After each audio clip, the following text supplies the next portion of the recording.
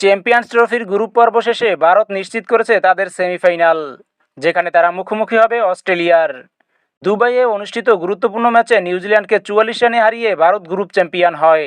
ভারতের করা 249 রানের জবাবে নিউজিল্যান্ড 205 রানে অল আউট হয়ে যায়।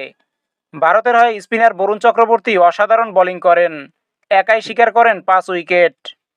দুর্দান্ত বোলিং পারফরম্যান্সে ম্যাচের মোড় ঘুরিয়ে দিলেন বরুণ চক্রবর্তী। নিজের স্পিন জাদুতে প্রতিপক্ষের ব্যাটিং লাইন আপ ঘুরিয়ে দিয়ে একাই শিকার করলেন 5 উইকেট। তার অসাধারণ বোলিংয়ে দল সহজেই জয় তুলে নেয়। প্রতিপক্ষের ব্যাটসম্যানরা শুরু থেকেই বরুণের বৈচিত্র্যময় স্পিনের বিপক্ষে অসহায় হয়ে পড়েন।